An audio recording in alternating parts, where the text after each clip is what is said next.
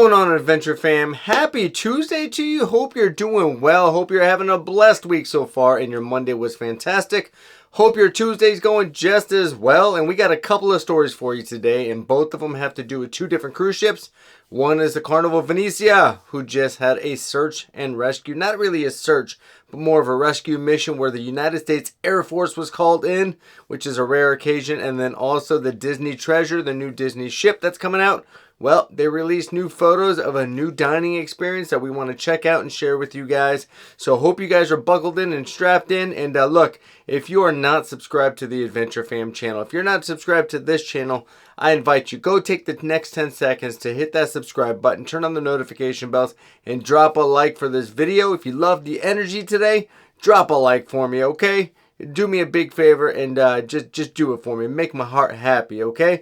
First story up, we're going to talk about the Carnival Venezia and the Air Force rescue that took place on March? I'm in March, people. And the Air Force rescue that took place in May. I'm all over the place, okay? It's been a long day. So let's start over. We're talking about the Carnival Venezia, who had a rescue on May the 4th. So may the 4th be with you guys on May the 4th. But the United States Air Force came in strong to rescue a passenger off of the Carnival cruise ship, which was about 350 nautical miles, or about 403 land miles away from land. So the Air Force was called in, took the call, and although it's unusual for them to do it, they do a lot of search and rescue missions and things like that for their own personnel. Not really much on cruise ships, but they got the call and they mobilized really quickly, and they were out and completing the mission as quickly as the call came in. So let's talk a little bit about it, what happened, and what the story is. Now, this typically happens on cruise ships when crew or passengers, they need medical attention that maybe is too advanced for what they can provide on the ship. So the captain typically puts out a call to usually the United States Coast Guard, but they put out a call to the local search and rescue, whether it be the Coast Guard, the military, in this case the Air Force, to see who can come and evacuate the patient or the passenger or the crew member, whoever it may be at the time, off of the ship and take them to medical care on land. Now, the Carnival Venezia was on a 10-night sailing from New York to the Bahamas, where they hit ports like Nassau, Amber Cove, Grand Turk, and Half Moon Cay. Now, the ship was on its way back to New York when the 920th Rescue Wing got the call to go and make the evacuation off the ship. Now, the 920th Rescue Wing is based out of Patrick Space Force Base in Florida, and they had to get 2 helicopters and 2 refueling planes because of the distance. They had to refuel mid-air. They also gathered up a crew of experienced and expert pararescue men and combat rescue officers to go in and complete this mission over at the Carnival Venezia. Now, once they got to the ship, they were able to lower 2 pararescue men from the Air Force down onto the ship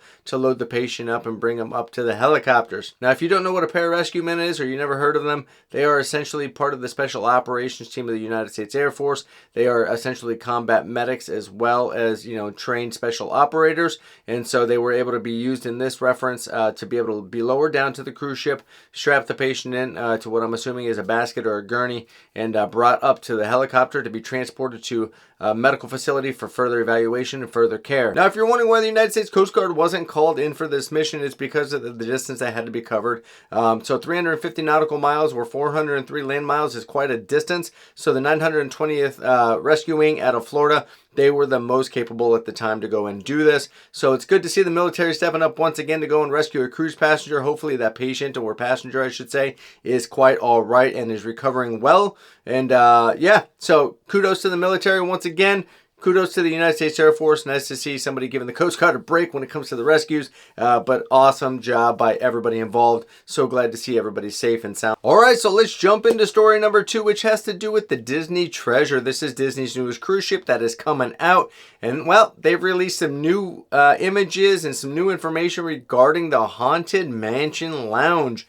This is not seen on any other Disney cruise ship. It is specifically to the Disney Treasure that's coming out. And so let's talk a little bit about what it is and take a look at some of the photos that they've been able to share with us. So when she set sail in December of 2024, in just a few short months, the Disney Treasure will be able to have a leg up on all the other Disney cruise ships. And that is the fact that they will have these Haunted Mansion Parlor, which is a take off of the Haunted Mansion ride and theming of the theme parks. Now, what is the Haunted Mansion Parlor? The Haunted Mansion Parlor, it really is going to be kind of like a lounge area where they're going to have specialty spirits and spooky decor, again, playing off of the theming of the ride in the theme parks. Now, we're going to take a look at some of these photos that Disney released as part of their Halfway to Halloween in 2024.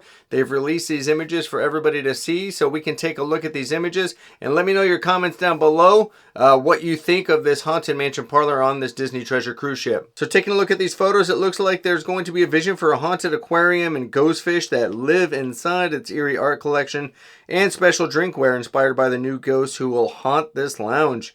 Looks like the aquarium pays homage to an idea once had by Disney legend Roland Rolly Crump in the early stages of designing the Haunted Mansion ride. At the time, the ride was envisioned actually as a Museum of the Weird walkthrough exhibit, which Crump thought should include an aquarium with ghost fish. Now, in addition to the aquarium, they're also going to have ghostly drinkware where they're going to have specialty spirits coming out. They're going to have different smoky specialty drinks. They're going to have decoding messages on some of them, it looks like. So it looks like it's going to be a pretty cool little parlor on board the Disney Treasure. Again, no other ship is going to be able to experience this. So if you want to experience the Haunted Mansion Parlor, you are definitely going to have to set sail on the Disney Treasure. All right, folks, so that's going to do it for our news for today. Just 2 short stories. Hope you guys enjoyed. Again, if you're not part of the Adventure Fam, I encourage you to join, encourage you to subscribe, encourage you to hit those notification bells and drop a like for this video. Again, if you love the energy of this video, drop a like. It would really help a lot, and I really appreciate it. And look, we appreciate everybody's support.